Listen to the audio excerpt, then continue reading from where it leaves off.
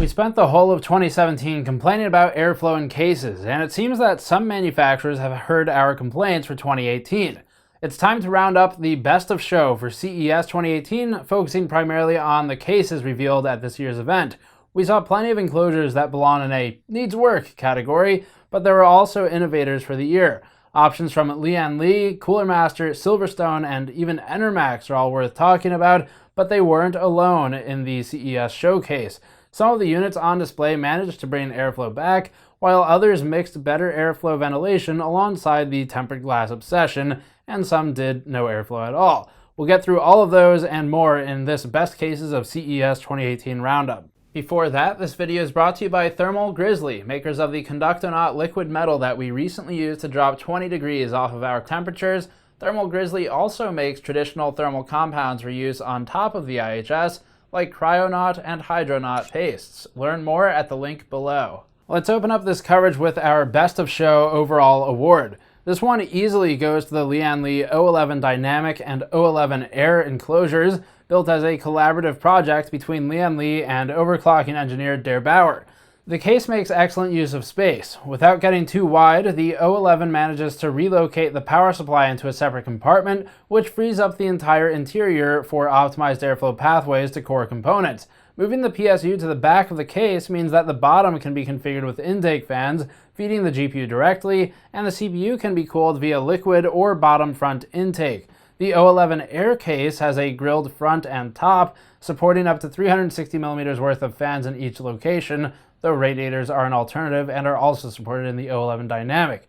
Side-mounted radiators and fans can also be positioned in the case, useful for custom loop machines if that's more your thing. And the O11 has too many features to really recap in a roundup video, but to go over the basics, here's what we talked about at the show.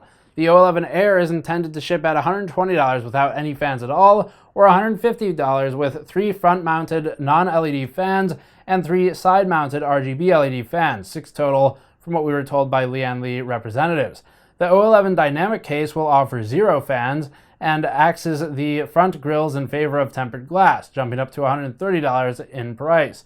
The Dynamic is meant for liquid cooling builds and feeds its intake primarily from the underside of the chassis.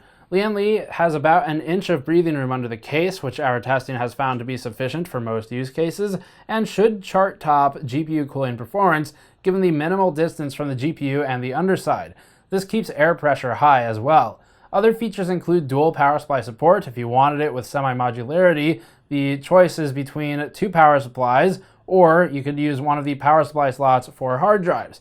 Lian and Der Bauer focused on function here, and we think this is easily the most promising case of CES. It's something that manages to keep visuals in mind while also allowing, for once, airflow into the case, and does so without being massive either. As a quick side mention, Lian also showed the less function-focused Fusion Elite under their LandCool brand, which still has many TBD specifications and components, so we can't go too deep on this one. The Fusion Elite should ship at around $90, and it uses a slightly open front panel for more intake than a closed-off front case, with side venting for more intake still. We'll look at this in more detail once we have a review sample. Through contacts at the show, we found the Cooler Master suite and showed up unannounced to check out the modified H500P cases. This one landed us in our biggest surprise category because we were surprised that Cooler Master let us in the suite. Okay, maybe not. We were surprised that Cooler Master, a company which provided resistance to our criticisms of the H500P, managed to turn around such a critical set of changes in a relatively short amount of time.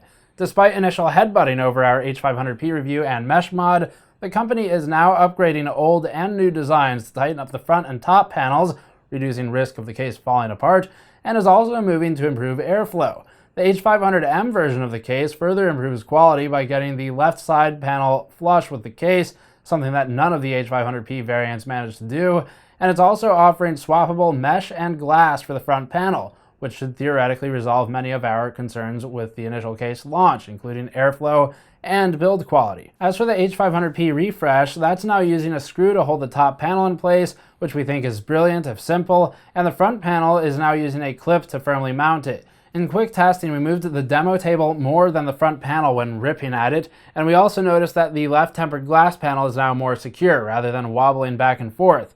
The power supply now mounts in a bracket similar to the 600C or S340, so you no longer have to remove the entire power supply shroud to get it in there. And all of these changes will roll out to the channel, so future buyers of the gray H500P will find these improvements in that case as the channel sells out of existing inventory.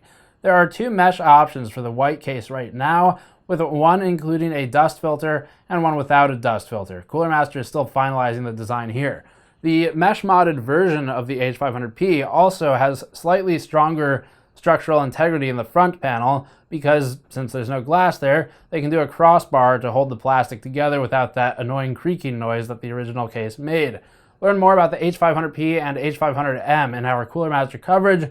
So far, it looks like CM's done a great job at listening to major criticisms of the case, despite something of a standoff at first publication. Moving on to best small form factor, the Inwin A1 was first shown at Computex but has been finalized for sale in 2018. The A1 was originally demonstrated with a wood panel, something that Inwin is still hoping to do, but not for the first round of the case. Manufacturing process is still being dialed in for making the wood panels, so for now it's shipping as you see it here. The white and black options are offered immediately, and the enclosures should ship at around $140.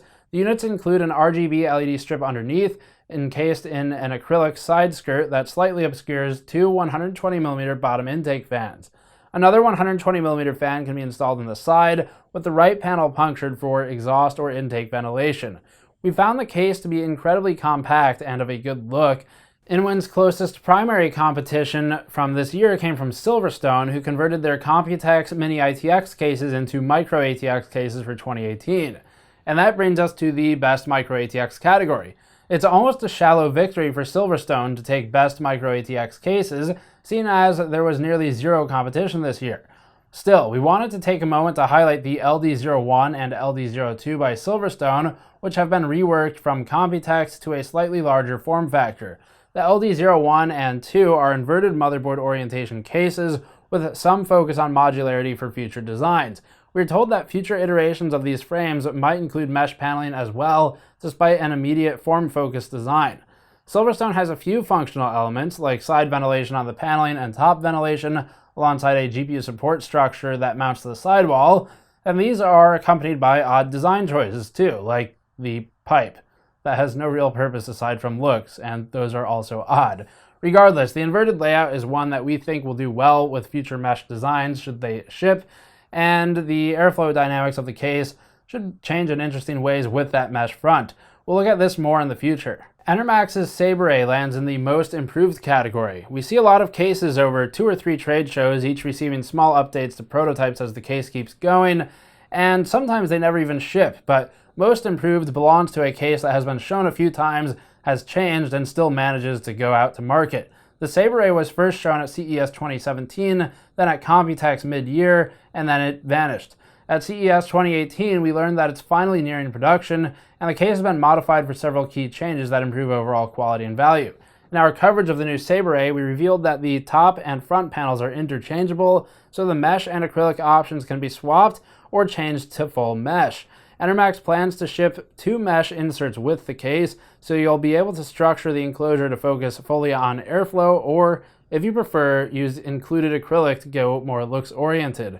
Enermax further modified its light pipe to be RGB now, rather than fixed color, because you can't stay in business otherwise, and it integrates synchronization with other LED products. The Saberay should land at around $160, and will include a few fans in the final model. See our Enermax coverage for more information on this one. This one is the least interesting case and lands in more of an honorable mention category. It's one to keep an eye on, just not all that impressive. This was the Corsair Obsidian 500D. It's the least interesting strictly because it's so safe. It's a steel and glass box that has some fans, it's shaped like other boxes, it mounts components like other boxes, it uses large parts of the existing 570X tooling, so it's not new tooling, and it doesn't necessarily take any major risks. That said, sometimes it's better not to take risks. There's a reason traditional design exists, and it's because it works. Corsair's primary changes have been to add the hinged doors lifted from their own concept slate at Computex, but most of the rest remains standard. It's an ATX tower with some front intake and lots of space internally. That about sums this one up. It's a lateral evolution of the 570X which isn't necessarily a bad thing, it's just also not that exciting. We didn't see a lot of budget cases this year, so we're giving this budget case category to the Versa H26 and the J22. These cases were shown in Thermaltake's side room, not even really publicly that known about, and they shipped alongside the H27 and J23. The H and J series cases are differentiated in number primarily by their front panel. The H26 has a mesh front panel, while the 27 has a closed-off front panel. The same is true for 22 and 23, where the 22 unit has a mesh panel. We find both mesh variants appealing for cheap entry-level options with tempered glass, but we don't have finalized fan specs and don't know what they're going to ship with in terms of cooling. Either way, they're affordable and land in the budget class, and we think that the mesh options are worth keeping an eye on. Design isn't bad overall, so that's a plus, but they're mostly just sort of semi-discrete black boxes with mesh ventilation. As a quick mention, while on the topic of Thermaltake, we also looked at the Thermaltake View 37 chassis. This one has some interesting elements like fitment for 200mm fans, which will definitely excite some people, but we'll place this one in our annual needs work category. The View 37 has a lot of the same problems that the H500P did. It's got no mesh in the front, it has limited intake on the sides, and you're basically relying on whatever pressure you can to get air into the chassis. There were a lot more cases at the show, and we didn't spend hands-on time with every single one. This is the everything else category. We didn't get much time to check them out, but Cooler Master also had the Q300P small form factor case, once again enclosed in glass, and also had the MC600 Pro for $130, marked down from $160, and the MC500 Maker for $170, marked down from $200. More on these later, maybe. From Thermaltake, the company also had a View 91 enclosure, basically a larger server-sized variant of the View 71, complete with a 3 to 4 foot wide hinged door and fish tank-like accommodations internally. It's definitely a looker, but it's also gigantic and expensive. SilverStone had finalized versions of the Redline 07, which pivots in a huge way from the chart-leading RL06 from last year. The Redline 07 sticks with more closed-off front paneling and has more of an artsy look about it. It was first shown at Computex, but now has been finalized. The company also had its PM02, still somewhat ventilated, but not as much as the PM01. SilverStone is beginning to pivot towards the closed front design, feeling industry pressure from nearly every other manufacturer. Separately, SilverStone had the CS381, which we might have a project for later. It's a Micro-ATX server box that can fit 8 hard drives with an additional 2 hard drives mountable if we remove fans. Fantex had its P300 Special Edition cases, but the closed-off ventilation leaves a lot to be desired, and it's also a trend with the company since the P400. The 350X is a bit more interesting from Fantex, but still relatively closed off. In the least, it has some side mesh on the front panel, but you're still fighting the 90-degree turns and reduced air pressure on the intake. The bigger focus here is on RGB LEDs, primarily a strip between the tempered glass and the power supply. Deep Cool, meanwhile, showed its Baron case and Quad Stellar, again, for the third or fourth time, so nothing new from them. These cases are ones that we've seen for over a year now, just with RGB variants included. And Corsair had a Spec Omega that we didn't feel fitting enough to make it into any award categories, as it's primarily a Spec Alpha face with a 460X chassis and a $100 price point. That said, it may interest some of you, so we wanted to point it out once again, and you can check individual coverage of each of these companies on our channel if you want to see more info on each particular case. Subscribe for more, go to patreon.com/gamersnexus to help us out directly, or go to store.gamersnexus.net to pick up a mod mat like the one we have on our set table. I'll see you all next time.